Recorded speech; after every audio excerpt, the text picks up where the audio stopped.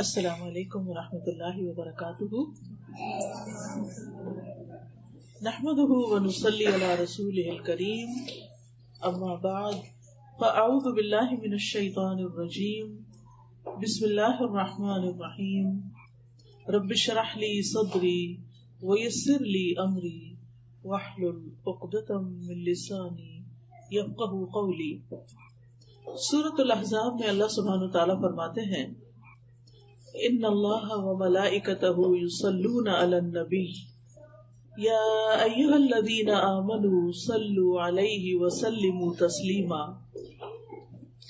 بے شک اللہ اور اس کے فرشتے نبی پر صلاۃ بھیجتے ہیں، درود بھیجتے ہیں.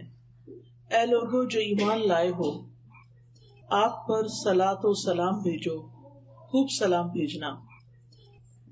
سورۃ الاحزاب کی اس آیت سے ہمیں رسول اللہ صلی اللہ علیہ وسلم کے بلند درجات کے بارے میں پتہ چلتا ہے کہ آپ کا درجہ کتنا بلند ہے، کہ اللہ سبحانہ وتعالی فرشتوں کی مجلس میں، فرشتوں کے سامنے رسول اللہ صلی اللہ علیہ وسلم کی مدح و ثنا بیان کرتے ہیں.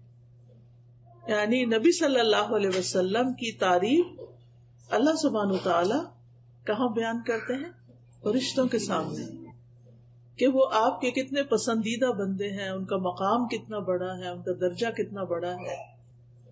اور پھر یہ بات بتا کر اس کے بعد ہمیں یہ بتایا گیا کہ فرشتے بھی آپ کی تعریف کرتے ہیں. یعنی آپ صلی اللہ علیہ وسلم کی تعریف اللہ تعالیٰ تو فرماتے ہی، اور آپ سوچئے کہ جس کی تعریف اللہ سبحانہ تعالیٰ فرمائے پھر ان کا مقام کتنا بلند ہوگا.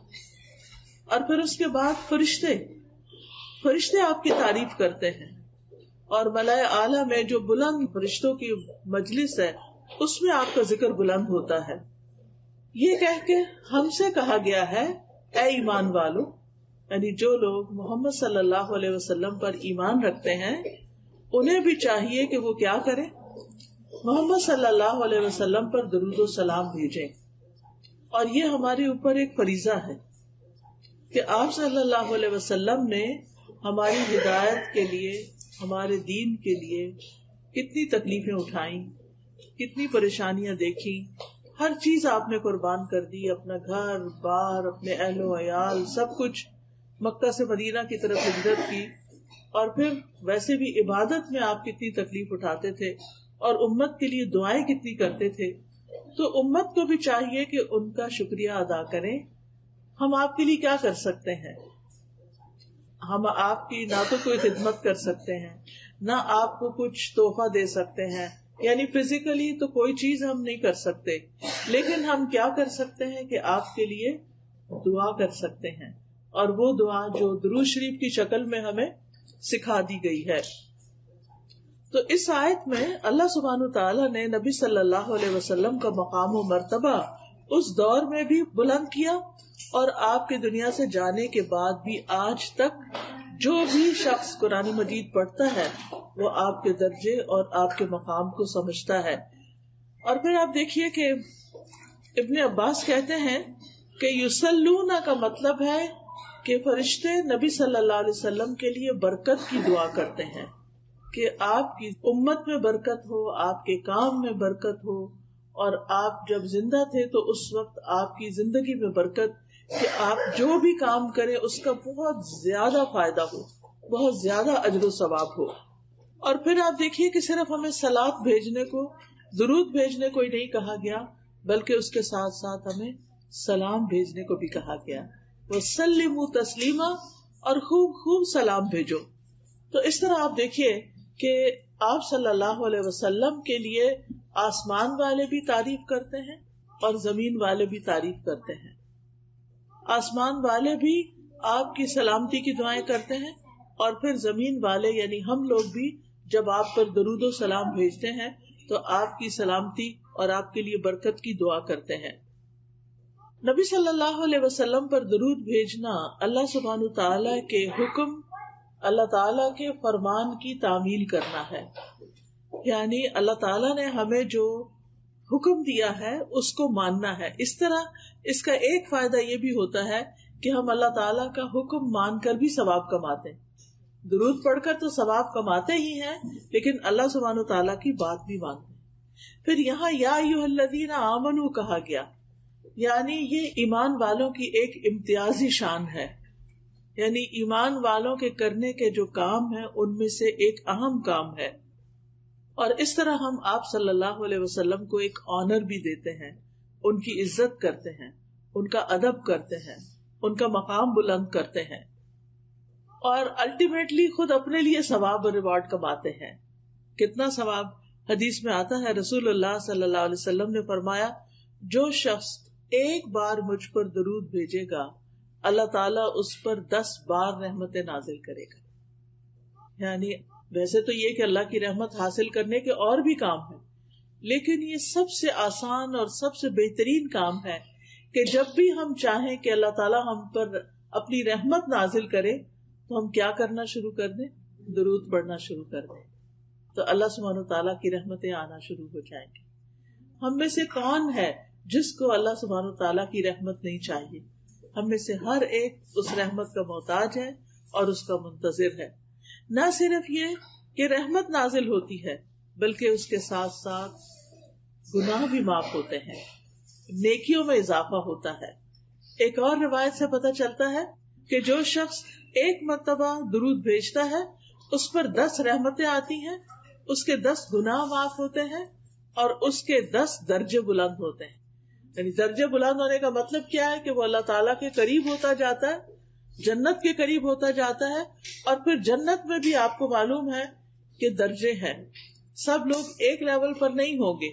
جن کے درجے اونچے ہوں گے ان کا مقام بہت بلند ہوگا اور وہ بہت زیادہ اور بھی زیادہ شان والے ہوں گے. جیسے آپ دیکھتے ہیں کہ دنیا میں بھی سب لوگوں کے درجے ایک جتنے نہیں ہوتے، کوئی کسی لیول پہ ہے، کوئی کسی پہ. خود خاندانوں میں، رشتہ داروں میں ہر ایک کا سٹیٹس الگ الگ ہے. لیکن جو شخص درود پڑھتا ہے اور جو جتنا زیادہ درود پڑھتا ہے اس کا سٹیٹس اللہ کی نگاہ میں اتنا ہی بلند ہوتا چلا جاتا ہے. اور اسی طرح ایک اور روایت میں بھی آتا ہے کہ نبی صلی اللہ علیہ وسلم نے فرمایا، جو شخص میری امت میں مجھ پر اخلاص کے ساتھ دل سے ایک درود پڑھے گا. یعنی ایک تو یہ ہے کہ ہم کام کاج کر رہے ہوتے ہیں، بعض لوگ ٹی وی دیکھ رہے ہوتے ہیں ساتھ درود پڑھے ہوتے ہیں، یا واک کر رہے ہیں درود پڑھے، تو کوئی بات نہیں، آپ جہاں بھی ہو درود پڑھتے رہیں. منع نہیں ہے کہ آپ واک میں درود نہیں پڑھ سکتے، یا کوئی آپ کے پاس بیٹھا تو آپ درود نہیں پڑھ سکتے. اس کے لیے ہمیں نماز کی طرح شرائط نہیں رکھی گئی. نماز میں تو یہ ہوتا ہے نا کہ پھر آپ کو وضو کرنا ہوتا ہے، پھر آپ اپنا لباس پراپر رکھتے ہیں، پھر آپ قبلے کی طرف منہ کرتے ہیں، پھر آپ کو کسی سے بات نہیں کرنی، آپ کچھ کھا نہیں سکتے، آپ بول نہیں سکتے، آپ سو نہیں سکتے، آپ ہل جل نہیں کر سکتے. نماز کی تو یہ ساری شرائط ہیں، وہ تو ہمیں نماز کے لیے پوری کرنی ہے. لیکن درود کے لیے ایسی کوئی شرط نہیں ہے.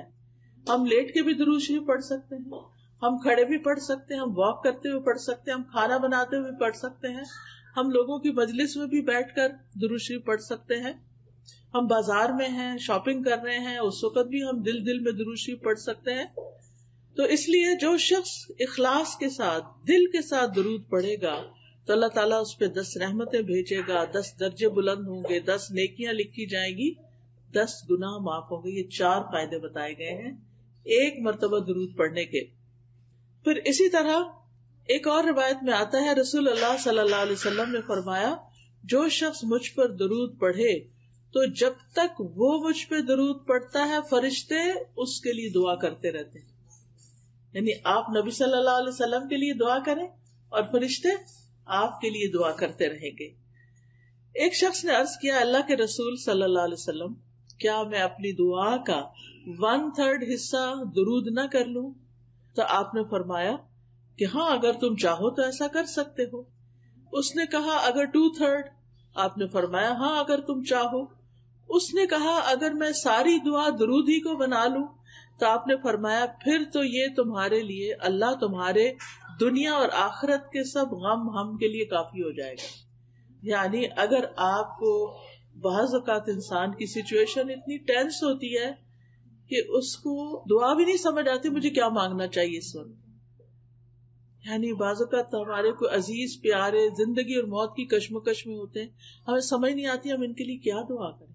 ہم ان کے لیے زندگی کی دعا کریں یہ زندگی تو ان کے لیے بہت تکلیف دہ ہے. ہم انہیں اس حال میں زندہ بھی نہیں دیکھنا چاہتے کہ ہم چاہتے ہیں صحت مند ہوں. اور اگر صحت کی دعا کرتے ہیں تو ڈاکٹرز کہتے ہیں کہ یہ ساری زندگی پیرالائزڈ رہیں گے, یہ اپنے منہ سے کھا نہیں سکیں گے, اپنے منہ سے پی نہیں سکیں گے. کچھ سمجھ ہی نہیں آتی کہ پھر کیا مانگے اور کیا نہ مانگے. تو ایسی صورت میں ہم درود شریف پڑھنا شروع کر دیں کہ اللہ کی رحمت آ جائے. اور اگر اللہ کی رحمت آ جائے تو اللہ تعالیٰ اس بندے کو بالکل سیدھا اٹھا کے کھڑا کر سکتا ہے. جو رب مردوں کو اٹھا کے کھڑا کر سکتا ہے, جو مردوں کو زندہ کرے گا, کیا وہ ایک بیمار شخص کو, ایک تکلیف کی حالت میں جو شخص ہے اس کو وہ سیدھا تندرست نہیں کر سکتا؟ بالکل کر سکتا ہے. اللہ تعالیٰ کے لیے تو کچھ بھی مشکل نہیں. تو اس لیے ہمیں اپنی زندگی میں درود کی کثرت کر دینی چاہیے. پھر اسی طرح یہ ہے کہ رسول اللہ صلی اللہ علیہ وسلم نے فرمایا مجھ پر درود بھیجا کرو, کیونکہ تمہارا مجھ پر درود بھیجنا تمہارے لیے باعث برکت ہے, اور میرے لیے اللہ سے وسیلہ کا سوال بھی کیا کرو. یعنی درود بھی بھیجو, سلام بھی بھیجو, اور وسیلہ کی دعا بھی کرو. اب یہ وسیلہ کیا چیز ہے؟ جنت میں ایک مقام ہے جو سب سے زیادہ خوبصورت ہے, یعنی پوری جنت سے زیادہ خوبصورت ہے, اور وہ مقام صرف ایک شخص کو ملے گا, صرف ایک کو وہ ملے گا, کسی اور کو وہ نہیں ملے گا. تو نبی صلی اللہ علیہ وسلم نے فرمایا مجھے امید ہے کہ وہ میں ہی ہوں گا, کیونکہ آپ کا مقام اور درجہ ساری انسانیت سے بڑھ کر ہے. تو اب آپ دیکھیے کہ وہ ہے تو آپ کے لیے, لیکن آپ نے امت کو شرف بخشا کہ ہم آپ کے لیے یہ دعا کریں کہ اللہ تعالیٰ ہمارے نبی کو وہ مقام وسیلہ عطا فرمانا. پھر اسی طرح آپ دیکھیے کہ جب ایک شخص درود پڑھتا ہے تو وہ درود اس شخص کی طرف سے نبی صلی اللہ علیہ وسلم کو پہنچایا جاتا ہے, آپ کو بتایا جاتا ہے. رسول اللہ صلی اللہ علیہ وسلم نے فرمایا جو شخص ایک بار مجھ پر درود بھیجے اللہ اس پر 10 رحمتیں نازل کرے گا. اس پر ایک فرشتہ مقرر ہے جو مجھ تک پہنچاتا رہتا ہے. یعنی ہم اپنے گھر میں بیٹھ کے پڑھیں, بعض اوقات ہم سوچتے ہیں نا کوئی مدینہ جائے, کوئی روزے پہ جائے اور ہمارا سلام لے کر جائے, تو بات یہ ہے کہ وہاں جا کر کوئی پہنچائے, یا آپ یہاں اپنے گھر میں بیٹھے ہوئے درود پڑھ رہے ہیں, یہاں پڑھ رہے ہیں, اور اللہ تعالیٰ کی طرف سے فرشتہ مقرر ہے, وہ آپ کا درود وہاں تک لے جائے گا, پہنچا دے گا.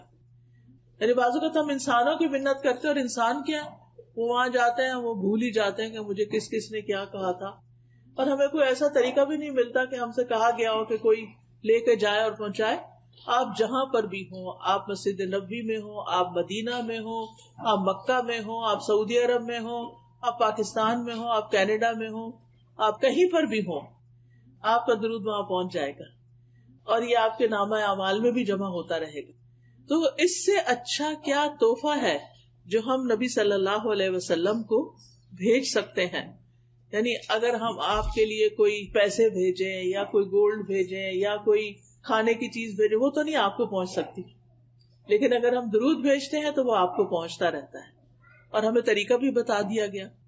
رسول اللہ صلی اللہ علیہ وسلم نے فرمایا تم کہیں بھی ہو مجھ پر درود بھیجو, کیونکہ تمہارا درود مجھ تک پہنچ جاتا ہے, ہر جگہ سے پہنچ جاتا ہے. اب جو شخص نبی صلی اللہ علیہ وسلم کے لیے درود بھیجے گا اور سلام بھیجے گا, اور خاص طور پر آپ کے لیے وسیلہ کی دعا کرے گا, تو قیامت کے دن اس کو نبی صلی اللہ علیہ وسلم کی سفارش حاصل ہوگی, اس کے لیے شفاعت ہوگی. رسول اللہ صلی اللہ علیہ وسلم نے فرمایا جو مجھ پر درود بھیجتا ہے یا میرے لیے وسیلہ مانگتا ہے, قیامت کے دن اس کے لیے میری شفاعت ثابت ہو جائے گی, یعنی پکی ہو جائے گی کہ میں اس کے حق میں سفارش کروں. سفارش کس کو ضرورت ہوتی ہے؟ جس کے اپنے پاس پورا نہ ہو کامیابی کے لیے.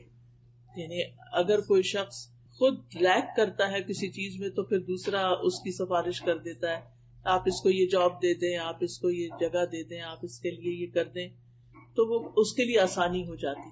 تو اسی طرح جو شخص جنت میں جانے کے لیے اس کو ایک نیکی کم ہے یا تھوڑی سی ضرورت ہے, تو پھر وہ نبی صلی اللہ علیہ وسلم اس کے حق میں سفارش کریں گے کہ اس کو جنت دے دی جائے, کیونکہ اس نے مجھ پر درود بھیجا تھا.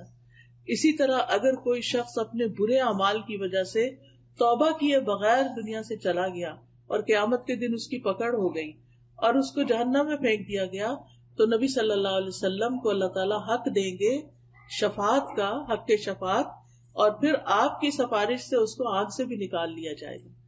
تو اس لیے ہمیں اپنی زندگی میں درود کا اہتمام کرتے رہنا چاہیے، کوئی دن ہمارا خالی نہ جائے۔ ویسے تو الحمدللہ جب ہم اذان سنتے ہیں تو اس کے بعد درود جو ہے وہ پڑھتے ہیں، وہ موقع ہوتا ہے درود پڑھنے کا۔ پھر اسی طرح نماز ہماری مکمل ہی نہیں ہوتی، نماز پوری ہی نہیں ہوتی، نماز ادا ہی نہیں ہوتی اگر ہم اس میں درود شریف نہ پڑھیں۔ مثلاً اگر کسی کا اتحیات پڑھتے ہوئے اتحیات پر وضو ٹوٹ گیا اور اس نے درود نہیں پڑھا تو اس کو نماز لوٹانی ہوگی، کیونکہ اس کی نماز نہیں ہوئی۔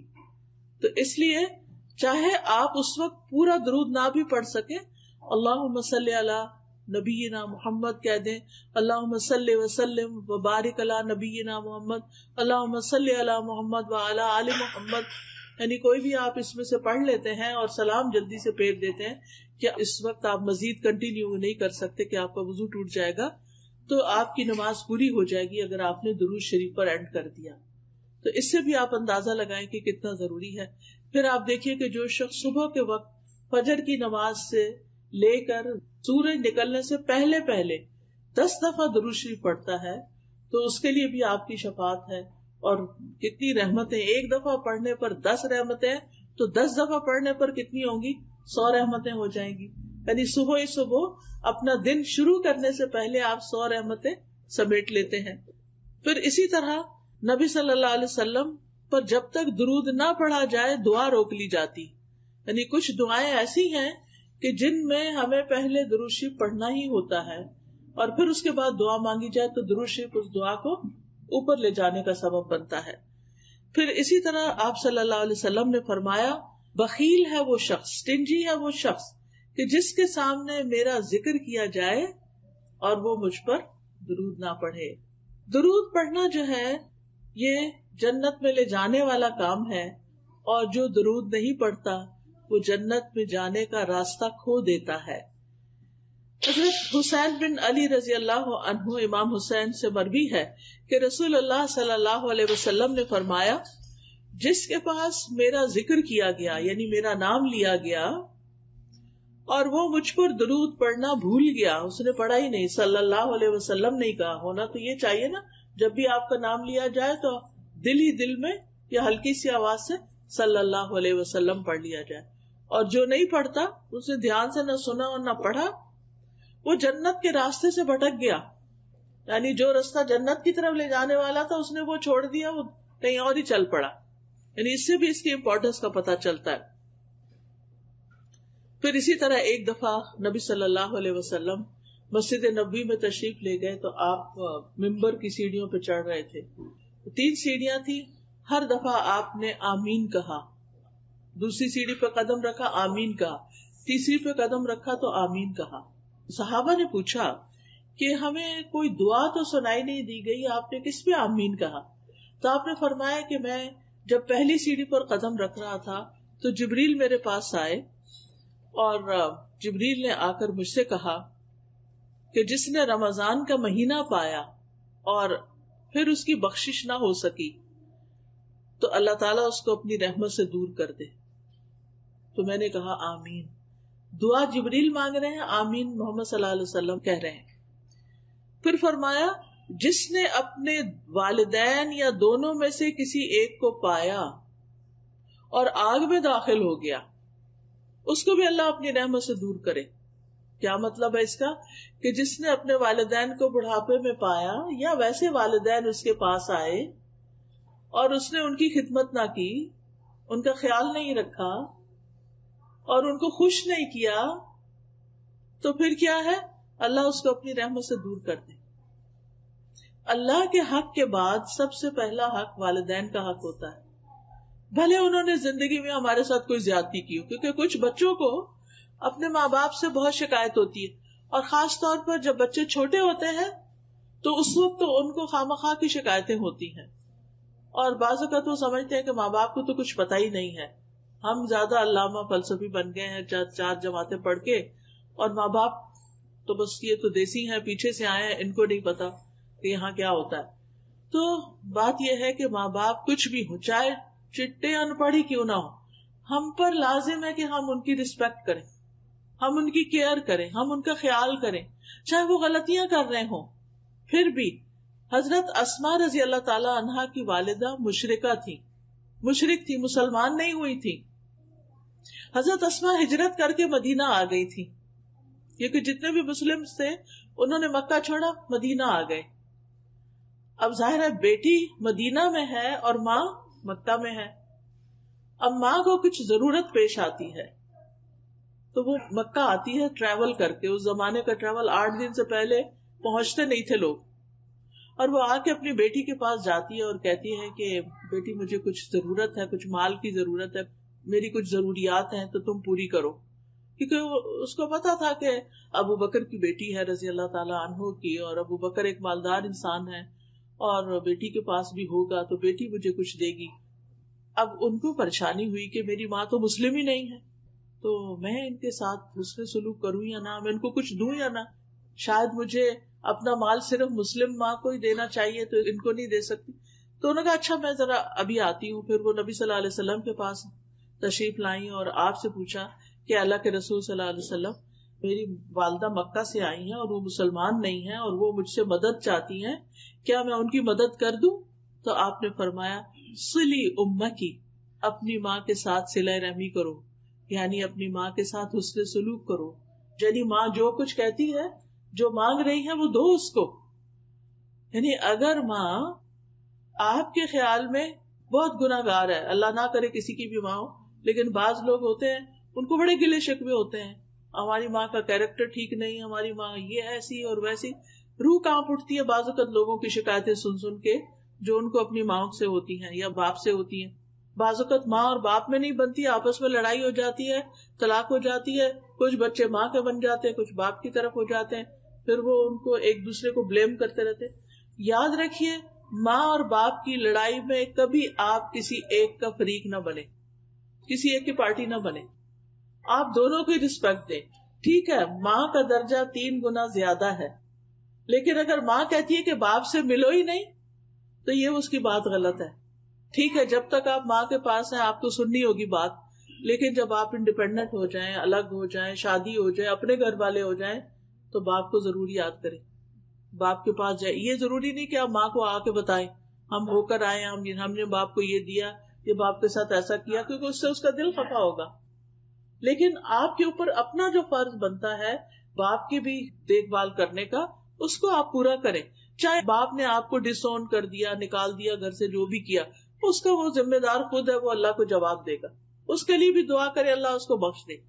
لیکن کہنے کا مطلب یہ ہے کہ والدین کی عزت، والدین کے ساتھ حسن سلوک ہمارے دین کا ایک حصہ ہے، اور ہم مسلمانوں کی شناخت ہے کہ وہ اپنے ماں باپ کو یاد رکھتے ہیں. ہم دوسرے قوموں کی طرح نہیں ہے کہ جو سال میں ایک دن مدرس ڈے پہ ماں باپ کو کوئی گفٹ دے دیں اور باقی سال پلٹ کے پوچھے بھی نہ کہ تم کون ہوتے ہو. ہمارا کلچر، ہمارا دین، ہمارے طور طریقے، ہمارا لائف سٹائل مسلمانوں والا ہونا چاہیے، کیونکہ اللہ نے ہمیں گائیڈنس سے نوازا ہے، نور عطا کیا ہے، روشنی عطا کی ہے. ہمیں محمد صلی اللہ علیہ وسلم جیسے پیغمبر دیے ہیں جن کے بارے میں اللہ تعالیٰ اسی سورۃ الاحزاب میں فرماتے ہیں لَقَدْ كَانَ لَكُمْ فِي رَسُولِ اللَّهِ أُسْوَةٌ حَسَنَةٌ، تمہارے لیے اللہ کے رسول صلی اللہ علیہ وسلم کی زندگی میں خوبصورت نمونہ ہے. تو ہمیں تو اس نمونے کو اڈاپٹ کرنا ہے، ہمیں تو آپ کی تعلیمات کو دیکھنا ہے، ہمیں تو آپ کی سنتوں پر چلنا ہے، ہمیں تو آپ کی شفاعت حاصل کرنی ہے، ہمیں تو آپ پر درود بھیجنا ہے، ہمیں تو آپ کی سیرت پڑھنی ہے، ہمیں تو آپ کا ایسا امتی بننا ہے کہ جس پر آپ قیامت کے دن خوش ہو جائیں کہ یہ دیکھیں میرا امتی جس نے میرے بعد میرا کام آگے بڑھایا، لوگوں کو مسلمان کیا. ہمارے پیغمبر نے آ کر کیا کیا تھا دنیا میں؟ سب سے بڑا کام کون سا کیا تھا؟ لوگوں کو اللہ کی طرف بلایا تھا، اسلام کی طرف بلایا تھا، لوگوں کو جہنم سے بچایا تھا. آپ کا ٹائٹل بشیر اور نذیر تھا کہ آپ خوشخبری دینے والے بھی تھے اور ڈرانے والے بھی تھے. آپ نے لوگوں کو سب سے پہلے جو آپ پر وحی نازل ہوئی خاندان کو اکٹھا کیا، ان کو اسلام کے بارے میں بتایا، پھر بڑی بگر ایکسٹینڈیڈ فیملی اور باقی مکہ والوں کے لیے صفا پہاڑی پر چڑھ کر آپ نے لوگوں کو اسلام کی دعوت دی جس پر آپ کا چچا آپ کا بہت مخالف ہو گیا. تو ہمیں تو اس لیگیسی کو آگے لے کے چلنا ہے اور نبی صلی اللہ علیہ وسلم کے سچے پکے امتی بننا ہے کہ قیامت کے دن ہماری ملاقات ہو تو حوض کوثر پر ہم آپ کے ہاتھ سے پانی پینے والے ہیں. وہ پانی کہ جو شہد سے میٹھا، دودھ سے زیادہ سفید اور برف سے زیادہ ٹھنڈا ہے. آپ سوچیے کہ وہ کتنا لذیذ ہوگا، اور جو ایک دفعہ پیے گا اس کو پھر کبھی پیاس نہیں لگے گی. تو حشر کے میدان میں تو دھوپ بھی ہے اور گرمی بھی ہے اور پشیمانی بھی ہے اور خوف بھی ہے. وہاں پر ٹھنڈا سایہ کہاں ملے گا اور ٹھنڈا پانی کہاں ملے گا؟ نبی صلی اللہ علیہ وسلم کے پاس. لیکن آپ کے قریب کون ہوگا؟ آپ نے فرمایا جس کے اخلاق بہت اچھے ہوں گے اور جس کے اندر عاجزی اور انکساری ہوگی.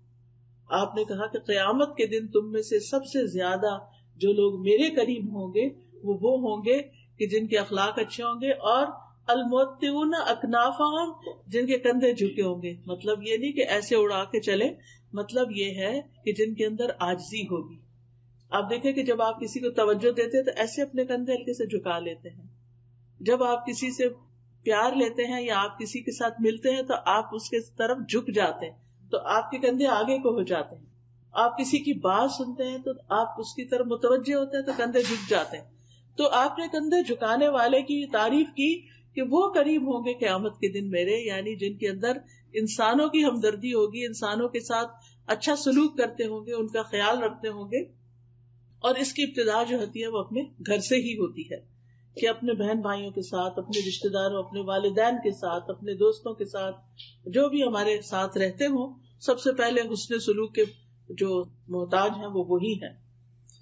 ایک شخص آپ کے پاس آیا اور اس نے کہا کہ میں سب سے زیادہ اچھا سلوک کس کے ساتھ کروں؟ میرے حسن سلوک کا سب سے زیادہ مستحق کون ہے؟ آپ نے فرمایا امو کی، تمہاری ماں. وہ پھر سوال لے کر آیا، اس کے بعد کس سے اچھا سلوک کروں؟ فرمایا تمہاری ماں. اس نے پھر سوال کیا کہ سب سے زیادہ اچھے سلوک کا مستحق کون ہے، یعنی سب سے زیادہ میں نیکی کس کے ساتھ کروں، کس کا خیال سب سے زیادہ رکھوں؟ فرمایا تمہاری ماں. اس نے پھر سوال کیا کہ شاید اب مجھے کچھ اور پتا چلے، تو آپ نے فرمایا تمہارا باپ. تو باپ کی بھی عزت ہے، لیکن باپ کے مقابلے میں ماں کا مقام، عورت کا مقام اللہ کے رسول صلی اللہ علیہ وسلم نے بہت بڑھایا، اور اس انسان کو تعلیم دے کر ہم سب کو بھی سکھا دیا کہ ہمیں کیا کرنا ہے. کیونکہ ماں تکلیف زیادہ اٹھاتی ہے، ماں حمل اٹھاتی ہے، ماں پھر ولادت کی تکلیف اٹھاتی ہے، ماں دودھ پلاتی ہے، راتوں کو جاگتی ہے، تو پھر ہر سٹیپ کے حساب سے اس کا درجہ بھی بلند ہوتا چلا جاتا ہے. اور پھر تیسری دفعہ آپ صلی اللہ علیہ وسلم کے سامنے جبریل علیہ السلام نے دعا مانگی کہ جس کے سامنے آپ کا ذکر آئے اور وہ آپ پر درود نہ بھیجے، اللہ اس کو بھی اپنی رحمت سے دور کر دے. تو آپ نے فرمایا آمین. تو اس سے پتہ چلتا ہے کہ ہم میں سے ہر ایک کو خود سے بھی درود پڑھنا چاہیے، لیکن اگر کوئی پڑھ رہا ہو تو اس کے ساتھ ہمیں بھی یاد کرنا چاہیے نبی صلی اللہ علیہ وسلم کو، ہمیں بھی درود پڑھنا چاہیے.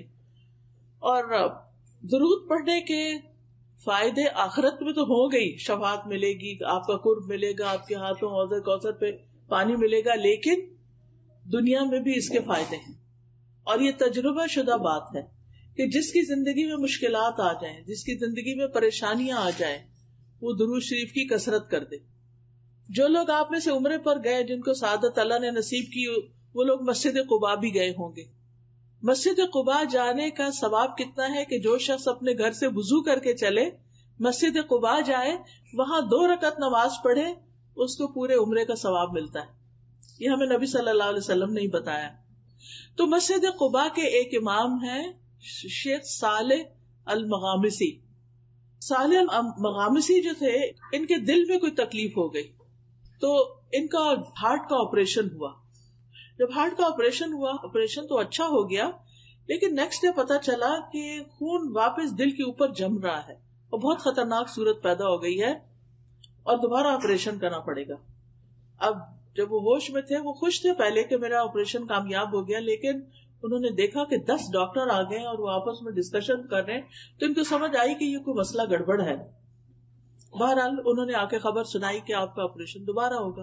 اب آپ سوچئے کہ ایک شخص ایک دفعہ سرجری سے گزرا ہے اور دوسری دفعہ اب اس کی سرجری ہونے لگی ہے. تو اب کیا ہوا کہ کہتے ہیں کہ شیخ یہ خبر سن کے بے ہوش ہو گئے. اور کلمہ پڑھنے لگے اشہد ان لا الہ الا اللہ اشہد ان محمد رسول اللہ، کہ انہیں یہ لگا کہ اب تو میں دوبارہ بچتا نہیں ہوں، میری تو جان جانے والی ہے.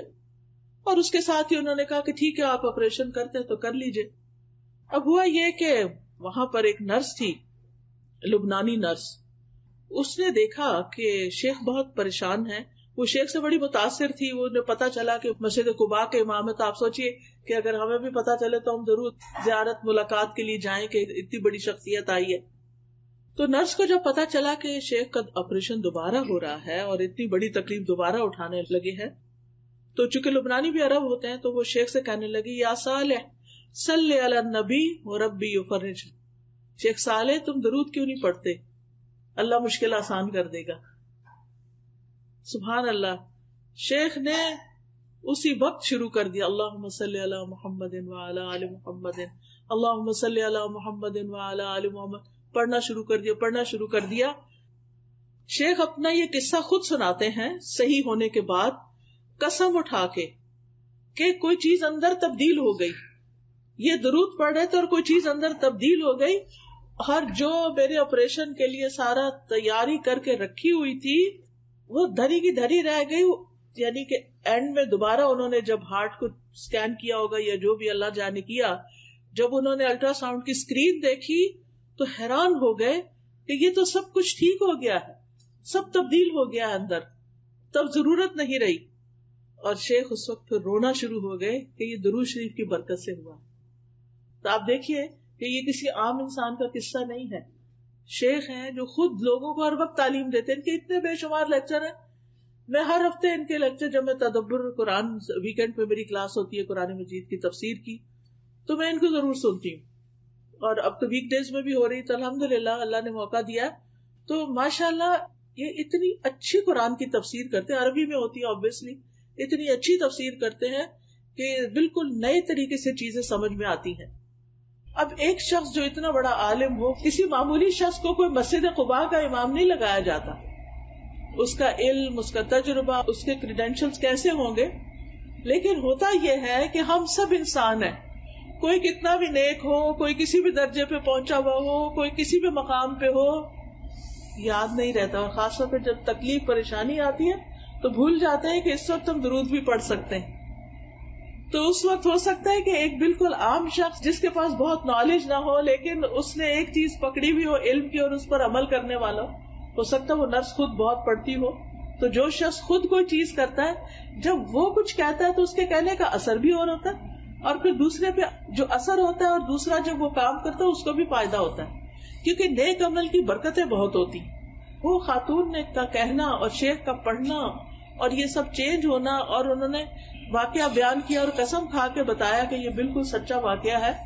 تو اس سے یہ پتہ چلتا ہے کہ ہم میں سے ہر ایک کو اپنی زندگی میں درود شریف کی کثرت کر دینی چاہیے.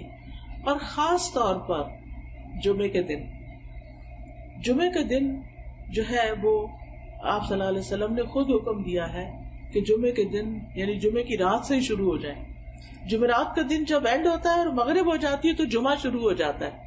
عربی زبان میں رات پہلے آتی ہے کیونکہ لونر کیلنڈر استعمال کرتے ہیں نا، چاند کا رات والا، تو وہ چاند کے نظر آنے سے شروع ہو جاتا ہے نا کیلنڈر. یعنی جس وقت چاند نظر آئے مہینہ شروع ہو گیا، رمضان شروع ہو گیا، آپ روزے سے پہلے ہی تراویح شروع کر دیتے ہیں. لیکن جو دوسرا کیلنڈر ہے ہمارا شمسی کیلنڈر، چونکہ ہم سورج کے ساتھ وہ سب کرتے ہیں تو وہ ہمارا دن سے کیلنڈر شروع ہوتا ہے، ان کا رات سے شروع ہوتا ہے. تو جتنا بھی عربی میں رات کا ذکر پہلے آتا ہے. تو جب رات ہو جائے یعنی کہ جمعرات ختم ہو اور جمعے کی رات شروع ہو جائے تو درود کی کثرت شروع کر دیا کریں.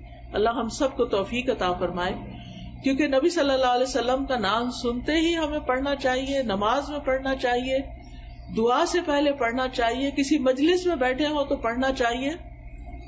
رسول اللہ صلی اللہ علیہ وسلم نے فرمایا جو لوگ کسی جگہ پر مجلس کریں، یعنی کوئی سوشل گیدرنگ بھی ہے لیکن اس میں اللہ کا ذکر نہ کریں اور نہ اپنے نبی پر درود بھیجیں تو وہ ان کے لیے نقصان کا باعث ہوگی.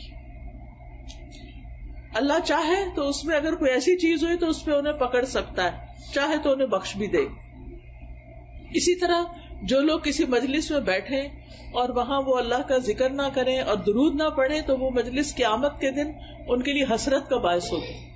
یعنی آپ لوگوں سے شرمائے نہیں کریں، آپ جہاں بھی ہوں بات کریں، لوگوں کے جو ڈسکشن ہو رہی ہے اس میں حصہ لیں اور بیچ کے گیپس میں درود بھی پڑھ لیا کریں. اسی طرح اذان کے بعد درود پڑھیں، مسجد میں داخل ہوتے وقت درود پڑھیں، اللہم اغفر لی ذنوبی وافتح لی ابواب رحمتک، اور پھر اللہم صلی علی محمد وعلی آل محمد. پھر صفا مروہ کی سعی کرنے کے نصیب ہو، آپ جس وقت طواف کر رہے ہوں اس میں بھی، اور خاص طور پر جمعے کی رات اور جمعے کے دن نبی صلی اللہ علیہ وسلم نے خاص طور پر اس کی تاکید کی. پھر جب نماز جنازہ ہوتا ہے تو اس کی دوسری تکبیر جب ہوتی ہے اس کے بعد بھی درود پڑھا جاتا ہے. قنوت نازلہ میں پھر نبی صلی اللہ علیہ وسلم کا نام لکھتے وقت صلی اللہ علیہ وسلم لکھنا چاہیے، اور ہر وقت چلتے پھرتے، کھانا پکاتے، اٹھتے بیٹھتے، لیٹتے، رات کو سوتے وقت آپ درود پڑھتے پڑھتے سو جائیں. رحمتیں آ رہی ہیں آپ کی اور آپ نیند کی آغوش میں چلے جائیں. کچھ لوگوں کو انسومنیا ہوتا ہے تو اس کا ایک بڑا اچھا یہ طریقہ ہے کہ آپ درود پڑھنا شروع کر دیں، تسبیح کرنا شروع کر دیں. اور اسی طرح ایک نسخہ کسی نے بتایا تھا کہ سورۃ کہف میں آتا ہے نا کہ جب وہ کہف میں جو لیٹے ہوئے تھے وہ سو گئے تھے، وَتَحْسَبُهُمْ أَيْقَاظًا وَهُمْ رُقُودٌ، یہ اگر آپ پڑھنا شروع کریں تو نیند آ جاتی ہے. یعنی کچھ لوگوں کو نیند نہ آنے کا پرابلم ہوتا ہے نا، ویسے نیند آ رہی ہے جو ہی لیٹیں گے نیند غائب. تو درود شریف لمبے سے لمبا بھی آپ پڑھ سکتے ہیں جس کو درود ابراہیمی کہتے ہیں، اور چھوٹے سے چھوٹا بھی پڑھ سکتے ہیں. صلی اللہ علیہ وسلم، اللہم صلی علی محمد، اللہم صلی علی محمد وعلی آل محمد، اللہم صلی علی محمد النبی الامی وعلی آل محمد. اور آل کا ذکر اس لیے کرتے ہیں کیونکہ آپ کی آل اولاد نے، آپ کی ازواج، آپ کی ذریت، انہوں نے بھی نبی صلی اللہ علیہ وسلم کے ساتھ دین کے لیے بہت سی قربانیاں کی، تو ان کا بھی حق بنتا ہے کہ ان کو بھی ساتھ دعاؤں میں شریک رکھا جائے. اور پھر آپ دیکھیے کہ نبی صلی اللہ علیہ وسلم پر سلام بھی بھیجنا چاہیے، اور یہ ہم خاص طور پر جب التحیات پڑھتے ہیں تو اس میں سلام آتا ہے، السلام علیکہ ایھا النبی ورحمۃ اللہ وبرکاتہ، السلام علینا وعلی عباد اللہ الصالحین. اور جب ہم اللہم صلی وسلم کہتے ہیں نا، سلم، تو یہ سلام ہوتا ہے. تو یہ والا درود جب آپ پڑھتے ہیں نا، اللہم صلی وسلم وبارک علی نبینا محمد، تو یہ بہت جامع سے الفاظ ہیں اور اس میں درود اور سلام سبھی کچھ آ جاتا ہے. فرشتے ہمارا سلام بھی نبی صلی اللہ علیہ وسلم کو پہنچا دیتے ہیں.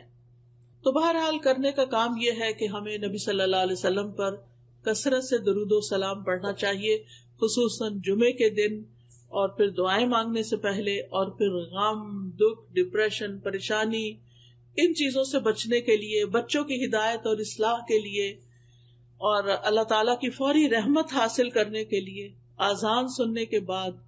اور پھر یہ ہے کہ جو درود آپ نے خود پڑھا اور ہمیں سکھایا اس کو پریفرنس دیں، اس کو فضیلت دیں. بعض لوگ وہ درود نہیں پڑھتے، اپنے خود سے بنائے ہوئے جو ہیں ان کے پیچھے لگ جاتے ہیں اور ان کی خود ہی فضیلت بنا لیتے ہیں. تو ہم پر کوئی وحی تو نہیں آتی نا کہ ہمیں پتا چلے کہ کیا زیادہ بہتر ہے. تو وحی کے ذریعے نبی صلی اللہ علیہ وسلم نے ہمیں جو درود بتائے ہیں ان کی پابندی ضروری ہے. اللہ سبحانہ وتعالی ہمیں توفیق عطا فرمائے. سبحانک اللہم و بحمدک، اشہد ان لا الہ الا انت، استغفرک و اتوب الیک. السلام علیکم و رحمۃ اللہ وبرکاتہ.